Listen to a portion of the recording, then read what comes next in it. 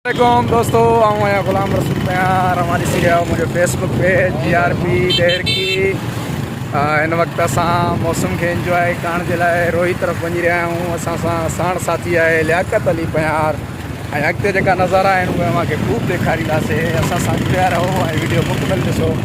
असां खेंजू फाटक जेकी आहे उहा क्रॉस करे चुका आहियूं ऐं असां सां गॾु साथी हिकिड़ो ॿियो लुत्फ़ अली बि गॾु आहे।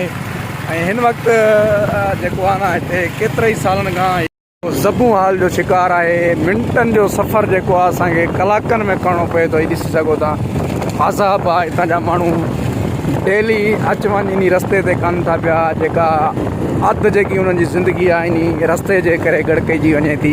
हीअ ॾिसी सघो था केतिरे ई सालनि खां इहो जेको आहे रस्तो ज़बू हाल गोॾे जहिड़ियूं रोड ते खॾूं आहिनि।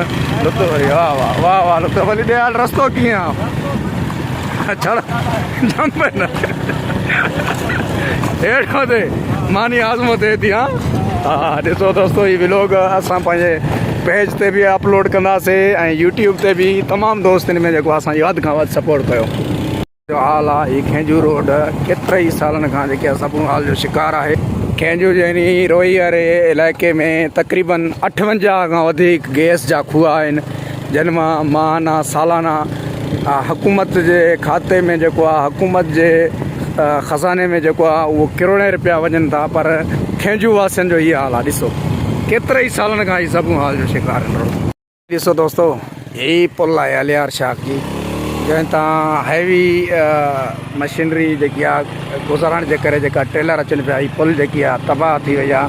पर माड़ी गैस वारनि हिन टाइम ताईं जेको आहे हिनखे ठाराइण जे लाइ के बि होपा न आहिनि वरिता। तो जीअं त हिन वक़्तु असां खेंजू स्टॉप ते पहुची चुका आहियूं। हिन वक़्तु लुत्फ़ अली लियाकत अली चांहि जो जेको आहे मज़ो वठी रहिया आहिनि ऐं मां बि जेको आहे हिते सफ़ा फ्रेश ताज़े खीर जी जेको आहे माओ चांहि पी रहिया आहियूं। हाँ सही कीअं ज़बरदस्त चांहि। हाँ शहर में 25 रुपया हाफ आहे पर फुल जेतिरी आहे। शहर में वरी 40 रुपया हाफ। कोप को निकती अचे पई उहो बि 25 रुपया। हाय हाय हुते वॾो ज़ुल्म आहे। हिते साईं खीर बि छड़ो माओ माओ हुते वरी केमिकल है। हिते बारहड़ी में न केमिकल न कोई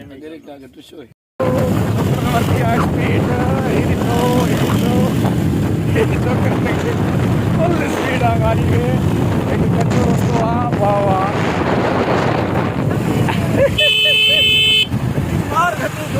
हींअर असां खेंजू खां वापसि हींअर असां हिन वक़्तु रोही खां जेको आहे पंहिंजो मौसम खे इंजॉय करण बाद वापसि डेरी की तरफ़ रवां दवा आहियूं।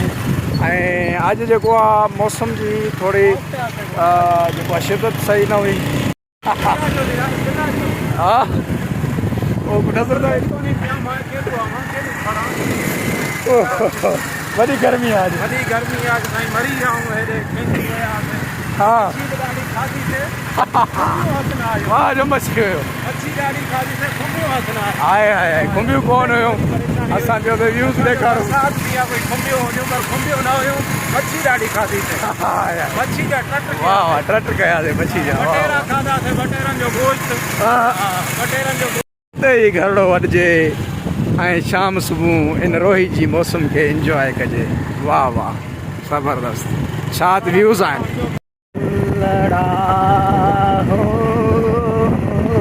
सावा सावा गुलड़ा हिन फुटन जा मारू वड़ा हिन फुटन जा मारू वड़ा चूडन पिया कहिड़े सूंहं। तो ही सर आहे इनखे कांह बि सॼो वेंदो आहे। ऐं जॾहिं हीअ हाणे ॾिसो था हीअ निसरण वारे टाइम ते आहे। जॾहिं इहो निसारो करे वेंदो आहे ईअं सम्झो कि सियारे जी आमद शुरू थी वेंदी आहे। हीअ ॾिसी सघो था हीअ सर जेको आहे हाणे निसरण ते ई आहे। हा साईं सियारो अची वियो। सर निसरियो माना सियारो आयो।